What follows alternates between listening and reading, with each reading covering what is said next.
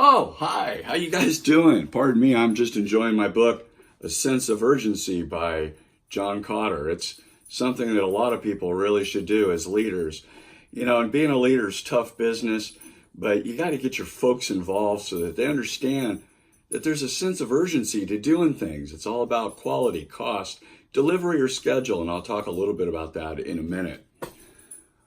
Welcome to my end. This is my final presentation, and I thought I'd kind of do it old school with old paper, just because this is kind of the way that sometimes I like to do things as our world changes in technology. We'll get into that in a second as well. Who am I?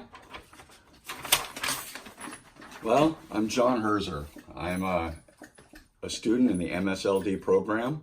I've been at this since March of 2017. And it's been a long road. Life has dealt me a few lemons along the way, as all of us have had. I'm a certified Department of Army Lean Six Sigma Black Belt. I do process improvement for the Department of Defense and the Defense Logistics Agency here in Philadelphia, Pennsylvania. Philadelphia, Pennsylvania is the home to not only the Liberty Bell and where the Declaration of Independence was signed over 200 years ago, but how many of you guys knew that here in Philadelphia, down there on the Schuylkill River at the old quartermaster location is where in 1803, Lewis and Clark, the great expedition that went out to explore the territories from the Louisiana Purchase, commissioned by Thomas Jefferson and the gang back then, to go see what America bought, see what we spent our money on. As well as troop support, we make presidential flags. We have true Betsy Rosses that hand embroider all of the flags. They sign their names behind the eagle and all of the feathers and things that you see behind the president when you watch the television shows with our president on the air, as well as the vice president. Some of the NASA missions have smaller flags that have flown in space and came back. They presented one, and it's hanging up in the flag room where all of the Betsy Rosses work. It takes between 3 to 6 months for every flag to be done. They're all done by presidential proclamation by hand. So a great deal of pride and professionalism goes into every flag and everything that comes out of DLA troop support here in Philadelphia. I'm a 32-year Department of Defense employee. I spent 22 years as a Navy veteran. I'm a retired Chief Petty Officer out of the U.S. Navy, as well as recently a published author. On January 15th, 2019, my team, we did a blockchain technical report, and I'll talk about that in our leadership later. So being a leader isn't easy. A lot of times we have to not only tell people what to do in that authoritarian type of leadership, but we also got to rely on coaching, mentoring, and supporting our people while we get those things done that needs to be done. It's not just sitting behind a desk anymore and barking out the orders and giving them the what and hope that they give us the right how and achieve those end results. But it's about communication. It's about teaching. And like I said, being there on top, barking out the orders to the people down below us. This is kind of the way it's done in the military. We don't really have a lot of time for, well, why do I have to do it, Chief? Well, why can't we just do it this way, Chief? I was kind of told there's the right way, the wrong way, and the Navy way. But towards the end, things were changing. We were bringing about process improvement. And as leaders, we need to adapt those ideas that our people have on the Gemba and go, there's got to be a cheaper, easier way to do things and still stay within standards and make mission and vision. The way to do that is by utilizing polyarchical leadership, by being down there with our people while they're working, not just up at the desk, but getting out behind the desk, getting out of the office, go to where our people are, listen to what they're saying, and not just listen to listen and listen to judge, but to listen and go, if I were in your place, what would I see? What would I do? Is this what I'd be experiencing? Having some empathy, as well as having that sense of putting yourself in their place, understanding what they're working with, what resources do they have or not have. Are they working with broken tools? And the broken tools can't be just broken torque wrenches or broken screwdrivers or knives that I've seen in the production plants.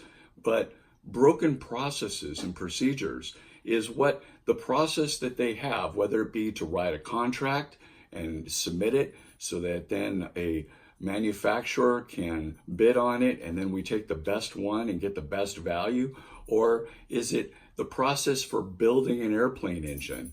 Something along those lines. We need to think about where our people are, and by being there with them in this polyarchial leadership style, we can truly understand. I'm going to talk to you a little bit about blockchain technology, and I know this is kind of getting off a little bit, but I'm going to bring it back around. Blockchain is the new and uprising thing for supply chain management.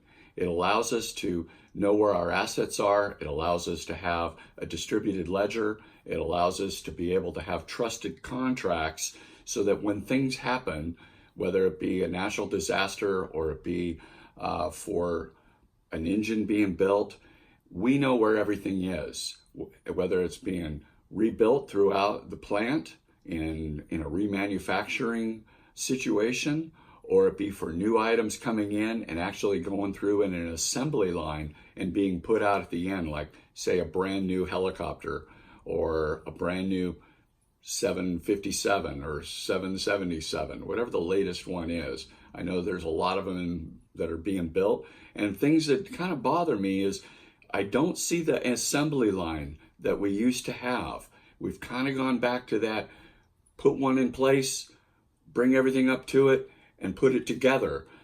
But are we doing it right? Are we thinking about how many we're putting out? Are we affecting people's jobs? Are we affecting the quality?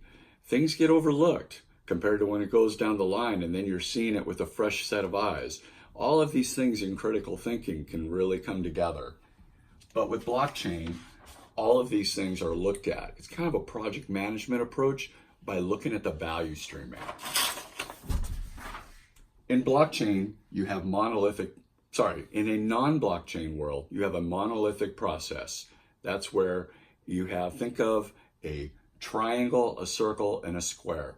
Things have to happen in an order, and when you want to have a change, well, they're coupled processes. Decoupling of that process is not possible in a monolithic process. So if you can think of a monolithic process, such as, I use the example of Windows. Everybody knows what Windows is, but then Windows, if you wanted to make some changes in it, whichever version it is, it's that one. You can't change it. You have to go from Windows 95 to Windows 97 to Windows 2000, etc. You can't change bits and pieces of it.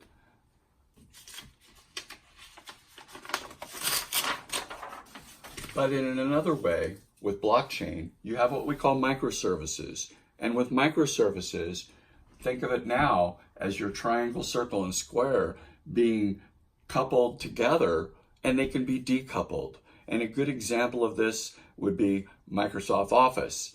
So if you had Word, Excel, and PowerPoint, say in the latest one, let's say it's 2019, I could pull out Word and plug in a Word 2020, even though it wouldn't match the other ones, but with a microservice, it would join it together.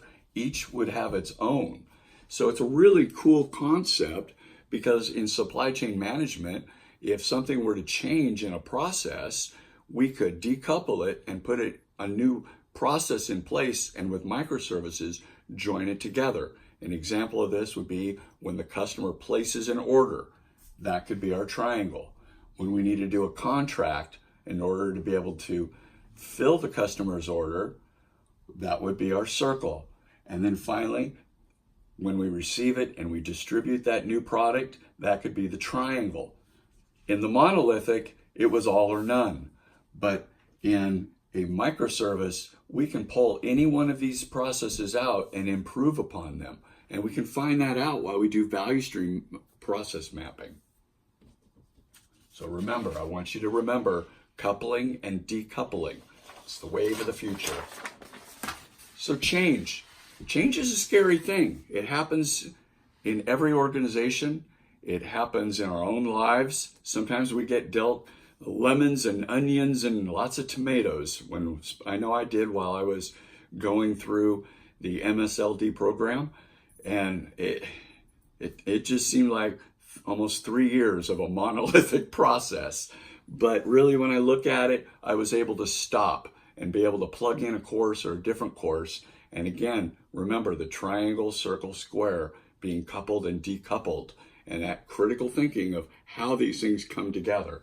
Well, my agency is getting ready to go through a change.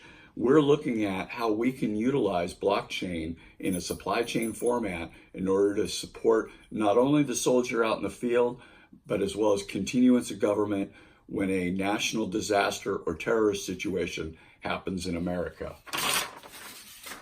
But in order to do it, you have to have high performance teams. And this is that piece where the leader is down there and he's able to communicate with each other so that everyone understands and there's transparency. When you have this solid communication with everyone knowing what's going on in transparency, the rate at which you're going to have that toxic leadership, no one will be micromanaged. Everyone knows what's going on. Not going to have the high turnover. Everyone will feel important to the team because they're being used. And this is something that's very important. And I don't mean being used as in used, but being used to their fullest potential for what they can do. And if someone doesn't quite have the skill, we can always proceed to give it to someone else so that they can get it done and train up the other person to work with them. And that's what I like about high performance dynamic teams. This is the wave of the future, and this is the way to do it. The high performance team was how we got to where the book that I'm going to talk about at the end. Adaptive leadership. This is cool stuff. This is where quality, cost, and schedule and delivery is known by everyone in the team. And remember, I talked about those high performance teams, that in the adaptive leadership role, the chief financial officer, the person who's in charge of research, the IT person, the people who do the work, the people who distribute the parts, the people who are supervisors over quality, they're all working together in this fluid, as I call it, in the triangle. And it's not the oligarchical, where the guy at the top barks down what gets done and everybody goes, yes, yes. But here, everyone knows what is and isn't. I saw an example of adaptive leadership at Warner Robins Air Force Base in Macomb, Georgia. And there they redo the C-10s, the F-15s, and some other aircraft. And what's really cool is they do also what they call walk the wall. And when they walk the wall, they have the people that are on the floor, they have the team leads, shop leads, quality assurance. They do daily briefs in the before and at the end of their shifts so they have a good turnover. And again, everybody knows what's going on. They know which parts are coming in, which ones are not. They know which aircraft they need to work, which ones they're not. So that they're doing quality on-time work at the right time in a project management format. And again, that requires a lot of critical thinking. You know, it's about which parts, materials, which information that they have, and then whose point of view is it that that aircraft is in the right place at the right time, as well as what assumptions are we making, and then able to put all of these elements of thought together and say, well, can I make schedule? Do I have the right people working on it? And again, I saw this adaptive leadership in place. I would like you guys to write down Art of the Possible and also Google and U.S. Air Force. And you'll find the 23 meg presentation book that was put together by the Air Force for the Art of the Possible and adaptive leadership. and everyone came on board with it. It wasn't easy. Change was scary. They had to bring in industrial psychologists. They had to bring in people like us, process improvement specialists, and leaders who were not afraid to lead. You had to lead by influencing. That's what the Army says that leadership is. So again, back to blockchain technology. With blockchain, it goes through a series so that you know where your assets are. You know who has them. It's open and transparent to everyone.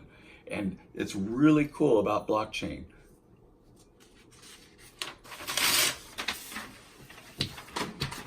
With blockchain, the IBM and Maersk model, they have this on their website. If you go to IBM, you will be able to find a Blockchain 101 Foundation course. It's free. I recommend all new leaders take it. You'll understand how an ERP system works and how blockchain will work with it and how data is stored on chain, off chain, and be able to understand that it is secure because everyone who is involved in the blockchain will have access, but no one else can break in. And the other best part about it is, remember I talked about monolithic and chained coupled and decoupled processes with the triangle, circle, and square, is that should someone break into the blockchain, they will only have access to one part and everyone else will know. It is a really cool and great upcoming technology, and I think it's really worth us going into it and doing it. So what happened was we had a general who knew about a problem that we were having. Everyone remembers the hurricanes that happened back in 2017. That was before I started my master's program, and I came to Philly and the hurricanes occurred. We had Hurricane Harvey, we had Hurricane Maria, and well as there was another one. Well, we were tasked with doing a paper on how goods and assets and power equipment could go to the island out in Puerto Rico. And the problem was it was all coming in chaos. There was no order. We didn't know our assets were. And there had to be shippers hired because it wasn't along the regular routes for maritime. We also had to do interviews of people who are involved in blockchain as well as those that were affected by the hurricane. And we also interviewed the Coast Guard and what unique challenges, risk, benefits, and then opportunities that they saw with blockchain, as well as having that backwards look at the whole situation. And again, it pulls into that critical thinking. It was just really great how I could pull in what I had learned earlier in my MSLD track into what I'm about to show you. Remember I said that I'm published with a team. Well, we did a use case for blockchain, the humanitarian assistance and disaster relief. It's commonly called HATER. Not HATER as in I hate you, but HATER as in humanitarian assistance and disaster relief. We're trying to get ourselves ready for the next big one.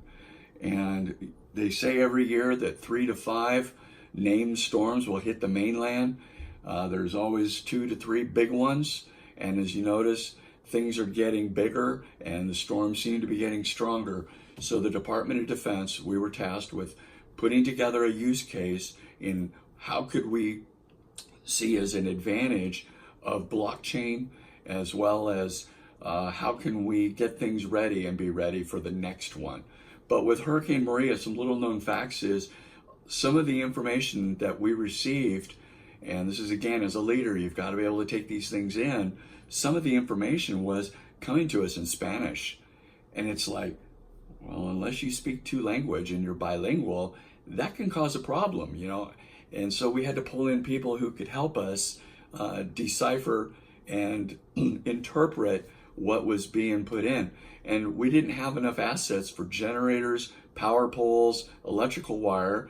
And so what we had to do is we actually had to get power poles for Puerto Rico from Colombia and other surrounding countries shipped in to them, and then had to not only utilize our own United States shipping tracks, but we also had to figure out, well, what's the tracks for shipping for overseas into the U.S. Territory of Puerto Rico. So it was a unique challenge, and all of these things are mentioned in our use case. And it was recently published and is unclassified for public release. So again, I'm a published author, and this is my first time with my team. And there's 5 of us on the team, and we're just like really proud of each other. This is the first time that a technical paper has been published for the Defense Logistics Agency troop support ever. So this is kind of one of those innovation things. So we're continuing on with how can we utilize blockchain for shipping food supplies overseas, everything from Band-Aids to food to uniforms to hammers, rivets, you name it, because everything that a civilian industry uses, our troops use in one way, shape, form, or another, whether it's to keep the howitzers going or keep the medical tents supplied or to keep the tanks moving or that Humvee needed for the convoys, or to keep that helicopter flying. So in case a kid by accident, something bad happens because of an IUD, we're able to bring that kid in and get them back to a medical unit within 59 minutes, because it's been proven if they can make it within 59, they'll probably make it home and be able to be back with their families. And so what we do here as the Defense Logistics Agency makes a matter of difference overseas. So on that note, I'm going to say, is there any questions, comments, or any reflections or personal stories that you may have with blockchain? Remember, the blockchain we're using is not Bitcoin, and we're having a closed private type of a blockchain, not an open public, and the data isn't stored on-chain, it's stored off-chain, obviously for reasons for the defense. I'm trying to think of some other questions that you all may ask, but again, on that note, it's been a pleasure going through the MSLD track with each and every one of you. Dr. Mary Kay, I just wanted to give a shout out to you. I appreciate your patience in this class, as well as the other classes that I've had with you. Matt Earnhardt, if you're listening, I know you'll be watching. Shout out to you as well. And a lot of the other instructors that I can't remember off the top of my head. But again, thank you very much, and keep pushing and keep charging, and good luck to all of you in your future endeavors. God bless all of you. Thank you.